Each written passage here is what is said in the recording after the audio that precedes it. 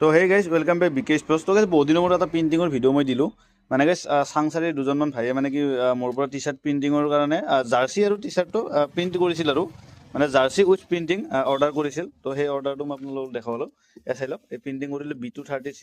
তাৰপিছত তোমাৰ এইটো এটা চাই লওক আপোনালোকে, এইটো ৰিহান 7।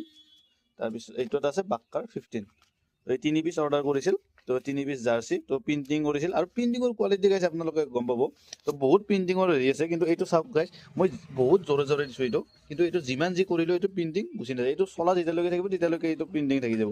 মানে লাইফ টাইম গেৰাণ্টি দিব পাৰি আৰু চলাটো যেতিয়ালৈকে থাকিব প্ৰিণ্টিং তেতিয়ালৈকে থাকিব। প্ৰিণ্টিঙৰ কোনো ধৰণৰ নাযায় আৰু যিমান ধুলেও যিমান যি কৰিলেও নাযায়। এয়া চাই লওক, এটা ফুল ছাবলিমেশ্যন প্ৰিণ্টিং আৰু হাইত মাৰা যায় মই প্ৰিণ্টিংবিলাক। তো সেইটোৱে আৰু কোৱালিটি পাব। আৰু আপোনালোকক যদি লাগে এনেকুৱা দেখোঁ তেতিয়াহ'লে আপোনালোকে কণ্টেক্ট কৰিব। মিনিমাম 3 পিচ ল'বই লাগিব, 2-3 পিচ মিনিমাম ল'বই লাগিব। এক পিছত মানে নহ'ব আৰু ডেলিভাৰী।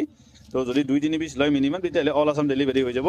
তো সেইটোৱে আৰু থেংক ইউ গাইজ, লাগিলে কণ্টেক্ট কৰিব, তলৈ দেখা নাম্বাৰটোত ফোন কৰিলে হ'ল বা মেছেজ কৰিলে হ'ল। ঠিক আছে, থেংক ইউ।